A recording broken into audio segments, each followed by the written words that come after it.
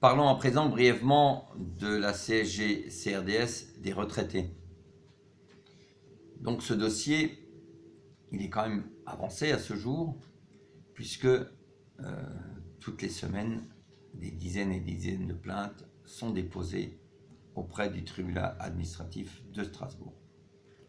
Là aussi, nous avons introduit question préjudicielle auprès de la Cour européenne de justice, puisque, vous le savez, nous l'avons déjà confié, nous estimons il y a plusieurs motifs de refus, mais le motif essentiel et principal et tout simple et tout bête peut-être, c'est qu'il est impensable qu'avec la retraite provenant d'un pays étranger, les personnes retraites rentrent de veuves, rentrent d'invalidité, les personnes qui perçoivent ces retraites, donc c'est des revenus de substitution d'étrangers, doivent cofinancer au travers de la CSG partiellement la caisse de retraite française. Pour nous, c'est l'argument essentiel et nous en sommes persuadés. Il est impensable que la Commission de Bruxelles, qui nous l'espérons existera encore longtemps, parce que ça aussi c'est un sujet d'actualité, il est impensable que la Commission de Bruxelles, ou à défaut la Cour européenne de justice, ne tranche pas s'agissant de cette question. Je tiens aussi à préciser, je l'avais déjà dit, et écrit d'ailleurs, que les experts mandatés par le gouvernement avaient eux-mêmes soulevé cette question en disant si on applique aux retraités la CSG-CRDS telle qu'elle est appliquée en France, cela va provoquer un important problème juridique concernant les instances européennes. Donc ça, ils l'ont pas simplement dit, ils l'ont écrit dans un rapport. Ce rapport, on peut toujours encore le consulter sur Internet. C'est le rapport IGAS de Charrière. Et vous pourrez découvrir une quarantaine de pages. Vous pourrez découvrir ce qu'ils ont écrit à ce sujet.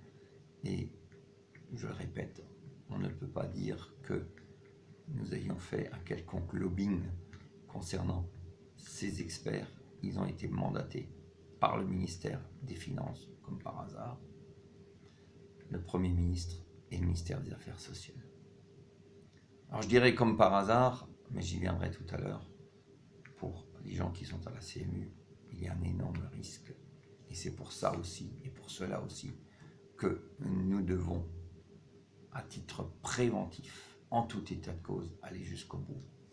Alors je tiens aussi à préciser que j'ai reçu une lettre, mais je pense que d'autres retraités pensent la même chose, mais une lettre d'un frontalier retraité qui me dit voilà monsieur, 3 fois j'ai écrit au fisc, à votre demande, par lettre recommandée, j'ai payé une cotisation chez vous.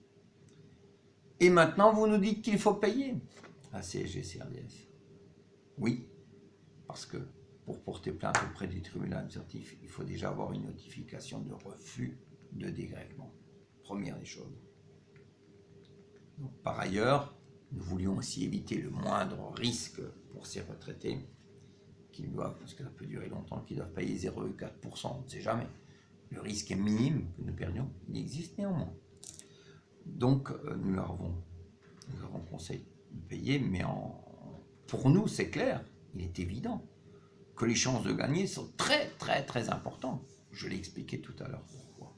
Donc ce monsieur m'expliquait qu'il a payé tout ça et il demandait qu'on lui rembourse purement et simplement, le comité de défense des frontaliers, la cotisation ainsi que les timbres recommandés qu'il a dû coller. J'ai appelé ce monsieur, puisqu'il a eu quand même l'honnêteté, et c'est pas toujours le cas. Il a mis son nom et son numéro de téléphone, son adresse, je l'ai appelé. Nous avons eu une conversation très correcte, je dois dire, et à l'issue de la conversation, il a compris. Il a compris que nous ne l'avions pas emmené dans une galère pour couler le bateau une fois qu'on est arrivé en plein milieu de l'océan.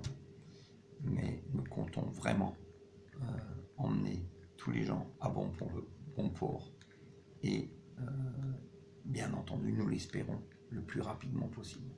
Mais les différents moyens dont nous disposons et la durée de la procédure. Ceci, ce n'est pas nous qui les mettons en place et ce n'est pas nous qui décidons combien de temps doit durer une procédure. C'est très important.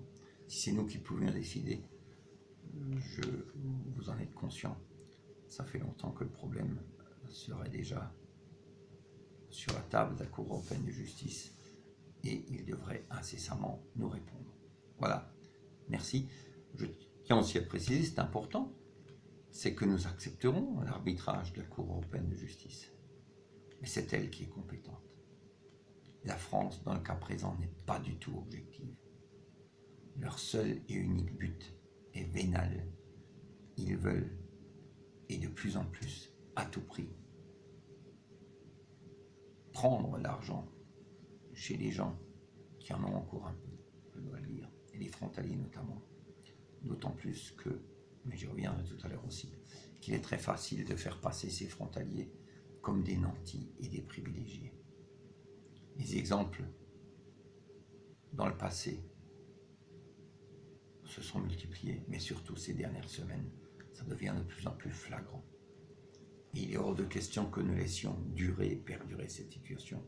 Il faut qu'ensemble nous réagissions. Ce n'est pas le rôle du comité de défense des frontaliers. Le comité de défense des frontaliers, c'est les frontaliers avec le comité de défense. Et pas le comité de défense tout seul pour les frontaliers. Ça ne marche pas comme ça. Voilà, merci.